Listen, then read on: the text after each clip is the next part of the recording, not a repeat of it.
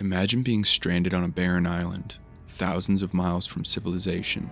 No food, no water, just endless ocean and a growing fear that the people around you may be more dangerous than the elements themselves.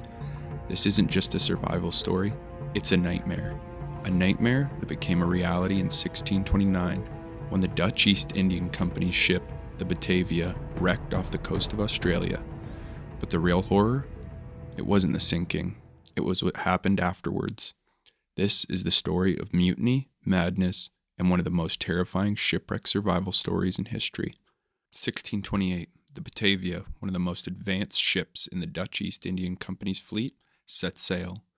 A massive merchant vessel bound for the East Indies. On board, 340 people, sailors, soldiers, merchants, civilians, even women and children. The ship is packed with valuable trade goods and a fortune in silver coins, but below deck, whispers of betrayal.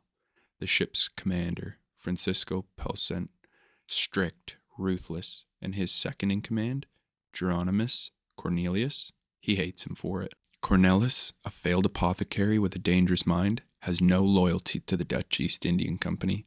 He gathers a group of discontented crew members. They begin to plan something far worse. Mutiny. But before they can strike, fate intervenes. June 4th, 1629. In the dead of night, the Batavia crashes into a reef. The ship is mortally wounded. Water pours in. Panic spreads. Some drown, others cling to wreckage. But more than 250 survivors, women, children, soldiers, make it to a nearby chain of small islands. They've survived the wreck, but their nightmare is just beginning. Stranded in hell. The islands are barren, no fresh water, little food. Desperation sets in. Pelcent, the commander, takes a small boat and sets off on a daring 33-day voyage to Batavia, modern-day Jakarta, to get help. But in his absence, the island descends into chaos, and at the center of it all, Cornelius. With no one to stop him, Cornelius seizes control. At first, he pretends to be a leader, rationing supplies, organizing the survivors, but soon, his true nature emerges. He realizes that if they all stay, they'll all starve. His solution? Murder. One by one, Cornelius and his mutineers begin executing survivors, the sick, the weak, anyone who opposes him. He even sends groups to nearby islands on supply missions. But there are no supplies. He leaves them there to die. The island becomes a living nightmare. Women taken as personal slaves. Those who resist, tortured, executed.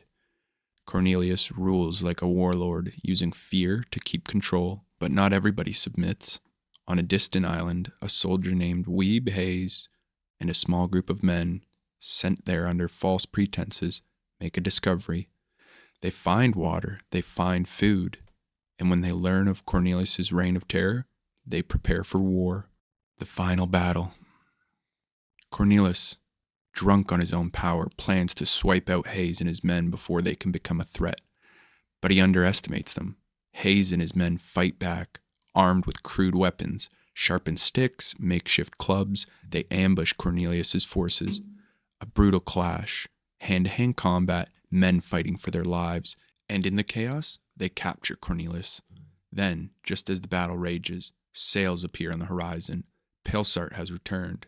When he steps ashore, he sees the horror, mass graves, burned remains of the camp, and he realizes what happened. Cornelius and his mutineers are immediately put on trial. Some executed on the spot, hanged from makeshift gallows on the very island they terrorized. Others are taken back to Batavia for trial, and Cornelius, his punishment fits his crimes. His hands are cut off, and then he's hanged. The legacy of the Batavia. The wreck of the Batavia was rediscovered in the 1960s. Today, pieces of it can be seen in Australia's museums. It remains one of the most horrifying shipwreck stories in history, not just because of the wreck itself, but because of what people are capable of. When civilization collapses, this wasn't just a shipwreck.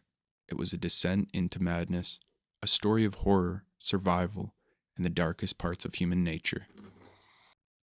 If you enjoyed this video, be sure to like and subscribe for more shipwreck mysteries and horror stories like this one. What did you think of the Batavia? What was the worst part in your opinion? Comment down below, and if you have any suggestions for future ships or stories to talk about, let me know as well. Thanks, guys.